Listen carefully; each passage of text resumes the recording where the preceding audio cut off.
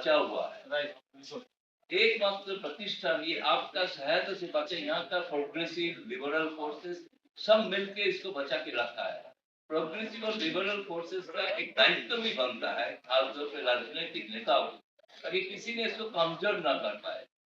ऐसे नहीं है कि कोई हमारा पुराना दोस्त है, दोस्ती निभाने के लिए मदद कर रहा है, लेकिन आपका आइडियोलॉजी प्रायोरिटी है कि नहीं, ना कि दोस्ती प्रायोरिटी। या हमने पिछले चुनाव में देखा है। तो इसलिए हम कहते हैं कि जो 14 के पहले जो आपके साथ थे, 14 के बाद बहुत लोग आपके साथ नहीं है, आपको वहां पे आइडियोलॉजिकल डिस्टिंक्शन लाइन ड्रॉ करना पड़ेगा। इसी से आप परिचय होगा कि आपका दोस्त है, मीडिया का दोस्त है कि मीडिया का खिलाफ है। तो चेहरा दिखाते हैं, बोलते हैं कि मीडिया का दोस्त है, एक्चुअली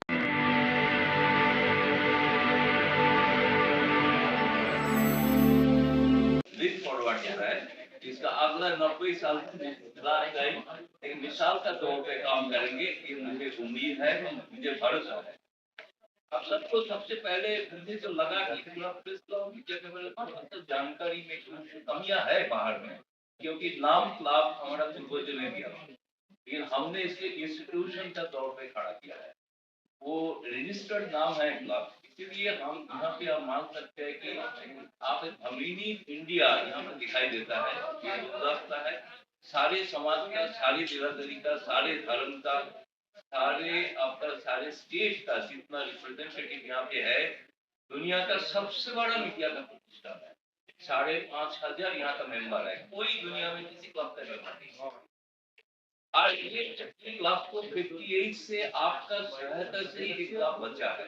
सबसे पहले जरूरत है मीडिया और लोकतंत्र के बारे में बात करना है। सबसे पहले प्रेस क्लब इंडिया का रोल क्या रहा है, इसके बारे में जानकारी होना चाहिए, और प्रेस क्लब इंडिया को और मजबूत कैसे किया जाए। एकमात्र प्रतिष्ठान है जो बचा हुआ है, एकमात्र प्रतिष्ठान ये आपका सहायता से बचे, यहाँ का प्रोग्रेसिव लिबरल फोर्सेस सब मिलके इसको बचा के रखा है। प्रोग्रेसिव और लिबरल फोर्सेस का एक दायित्व भी बनता है खासतौर पर राजनीतिक नेताओं, ताकि किसी ने इसको कमजोर ना कर पाए। ऐसे नहीं है कि कोई हमारा पुराना दोस्त है, दोस्ती निभाने के लिए मदद कर रहा है, लेकिन आपका आइडियोलॉजी प्रायोरिटी है कि नहीं, ना कि दोस्ती प्रायोरिटी। या हमने पिछले चुनाव में देखा है। तो इसलिए हम कहते हैं कि जो 14 के पहले जो आपके साथ थे, 14 के बाद बहुत लोग आपके साथ नहीं है, आपको वहां पे आइडियोलॉजिकल डिस्टिंक्शन लाइन ड्रॉ करना पड़ेगा। इसी से आप परिचय होगा कि आपका दोस्त है, मीडिया का दोस्त है कि मीडिया का खिलाफ है। तो चेहरा दिखाते हैं, बोलते हैं कि मीडिया का दोस्त है, एक्चुअली वो है, क्योंकि प्रेस क्लब मीडिया को जो कमजोर करेंगे वो भारत का लोकतंत्र का कमजोर करेंगे। यहाँ से इतना बड़ा बड़ा जो नारा उठा, काम हुआ कि आपातकाल के समय हो, 14 के बाद जितना हो, जितना पत्रकार को हमला हुआ है, प्रेस क्लब एकमात्र जगह है जहां से आवाज उठाया है। सारे जगह जगह जिले जिले का पत्रकार, आज हम लोग डेली कम से कम 5 से 50 तक मेल मिलते हैं कि हमें मदद कीजिए। हमने यहाँ पे इसलिए सबसे पहले बता दूं, जैसे बफर साहब का याद आया, इसके लिए हमने हमारा जो फर्स्ट टर्म था, फॉर्चुनेटली मेरा एक चौथा टर्म है, तो पहला टर्म में हमने ये किया था, हमारा मैनेजिंग कमेटी का जो मेंबर रहे हैं उन्होंने हमको ये सुझाव दिया था। हमने सब मैनेजिंग कमेटी का सभी सदस्य को माना कि देश का पहले पत्रकार शहीद, उसका जगह यह का तो प्रेस क्लब ऑफ इंडिया होना चाहिए। और एक जगह का आप भारत में बाकी, मैं सॉरी टू से, ना तो उर्दू एकेडमी ना कहीं ये फोटो आप दिखाई नहीं देता, सिर्फ प्रेस क्लब इंडिया में दिखाई देता। हर साल इसकी याद में हम प्रोग्राम करते हैं। इसके नाम पे हमने अवार्ड भी अनाउंस किया है, अवार्ड दे चुके हैं, अब अगला साल अवार्ड देने जा रहे हैं। इसका भी हमारा कमेटी में हमने जब आया पहली बार अध्यक्ष होकर, हमने देखा हमारे बहुत सारे उर्दू मीडिया है, प्रेस क्लब से जुड़ा है, लेकिन प्रेस क्लब उनका घर नहीं लगता था। हम इनको जोड़ने का कोशिश किया। आज press club of India committee में 1 या 2 कम से कम उर्दू मीडिया का प्रतिनिधि रहेंगे, ये कंपल्सरी है। तो इसी बात है कि पहली बार हम और गर्व से कहते हैं, शाम्स के साथ हम काम किया, मेरा दूसरा टर्म में शाम्स हमारा मैनेजिंग कमेटी मेंबर रहा। इसके बाद हमने एक उर्दू सब कमेटी बनाया है, जिसके लिए भी शाम्स काम करते हैं। हमारा एक मैगजीन है, जिस मैगजीन में पहले 2 पन्ना, अभी 4 पन्ना उर्दू के लिए डेडिकेटेड है। वो रेगुलर निकल रहा है। इसके लिए मैं बोलता हूँ कि सिर्फ उर्दू, और उर्दू मैं मानता हूँ कि हिंदुस्तानी लैंग्वेज, हिंदुस्तानी लैंग्वेज का कदर नहीं करेंगे तो किसको कदर करेंगे। तो इसलिए हम इसको माना है, ये पत्रकारिता का ये शामिल करना, साथ साथ जो मिलाप जो कर रहा है, बाकी इन्होंने कहा बहुत वक्ता में जो बाकी समाज का बाकी लोगों के साथ जोड़ने का काम वो जो करना शुरू किया है, वो जो कर रहा है उसे कामयाब हो, ये हमारा उम्मीद है, जरूर मानते हैं कि करेंगे। मैं तो ये बोलना चाहता हूँ कि आप लोग और एक प्रेस क्लब के साथ जुड़िए, प्रेस क्लब को मदद कीजिए, सिर्फ आपका प्रेजेंस ही हमारे लिए काफी एनर्जी देंगे। आप यहाँ आने के बाद आपको लगेगा, हम मानते हैं कि दूसरा घर है, पत्रकार का दूसरा घर, तो घर के रूप में हम मानते हैं। जब से मीडिया का गौरी लंकेश का घटना हो कि जुबेर का हो, उसके बाद रिसेंटली जो छत्तीसगढ़ को जो पत्रकार का तभी सारे प्रोग्राम यहाँ पे हुआ है, not only that Siddique Kappan के लिए भी हुआ है। उसके साथ साथ जब न्यूज लिख के ऊपर भाषा थे, भाषा को पता होगा, न्यूज लिख का जो प्रोग्राम कोई करने के लिए डर रहे थे, हम प्रेस क्लब का दरवाजा खुला, यहाँ पे हमने प्रोग्राम किया। वो प्रोग्राम के बाद हम चीफ जस्टिस को चिट्ठी लिखे, हम प्रेसिडेंट को चिट्ठी लिखी, प्रेसिडेंट ने ये एक्नॉलेज भी किया था, लेकिन उसका बाद से आगे कुछ मतलब बड़ा नहीं है। तो इसलिए मेरा कहना है कि पत्रकार कहीं पे कोई प्रॉब्लम में हो, हमने यहाँ पे बहुत सारे कोशिश अभी कर रहे हैं। मैं सबसे बड़ी बात एक बोलना चाहता हूँ, जिसके मेंबर ऑफ लॉ मेकर्स उनका मदद हमें ज्यादा जरूरत है, वो है कि ये भारत एकमात्र देश है जहाँ पे कोई नेशनल मीडिया पॉलिसी है। बाकी यूरोप में है, बहुत जगह है।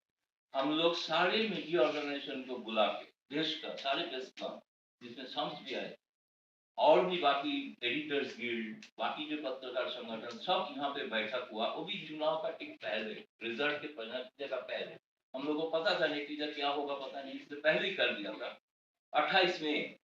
और उसी में हम लोग एक ड्राफ्ट मीडिया बिल प्रस्तुत किया था, जिसमें देश का मीडिया पॉलिसी कैसे होना चाहिए, ये ड्राफ्ट है। दूसरी कुछ मेंबर ऑफ पार्लियामेंट ने इंटरेस्ट दिखा है, उन्हें लेके किया है, पढ़ रहे हैं। हम चाहेंगे सारे मेंबर ऑफ पार्लियामेंट को हम लोग पहुंचाएंगे, सारे पॉलिटिकल पार्टीज को पहुंचाएंगे, सरकार के पास भी पहुंचाएंगे।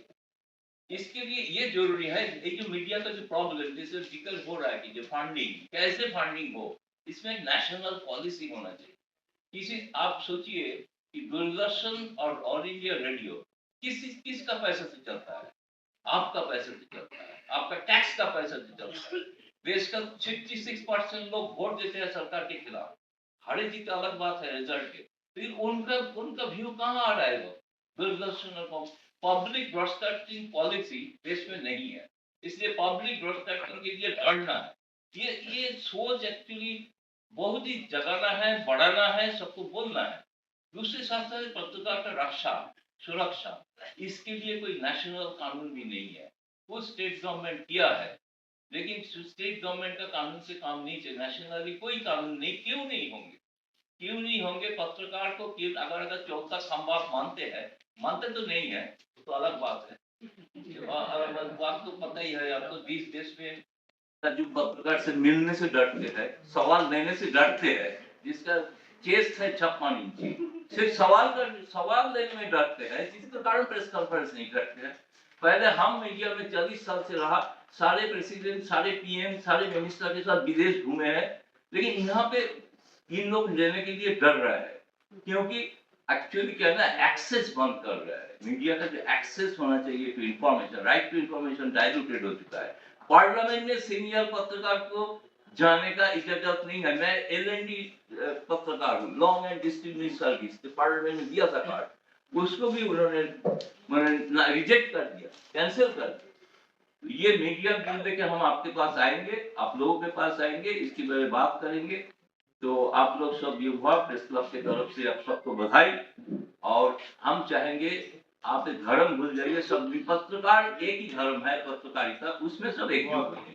अगर आपको लगता है कि हमारा काम बहुजन समाज के लिए महत्वपूर्ण है, तो आप हमें आर्थिक सहयोग के लिए सीन दिखाए गए QR कोड स्कैन और फोन पे और गूगल पे और UPI और बैंक अकाउंट में कर सकते हैं। फोन पे, गूगल पे 9250529129। UPI 9250529129@YBL। Bank account state bank of India AC 104299462008। IFSC code SBIN 00066563। आपका छोटा से छोटा सहयोग समाज और हमें और मजबूत करेगा, जिससे हमें बहुजन पत्रकारिता में और निष्पक्ष बनाने में मजबूत करेगा। जय भीम, जय भारत।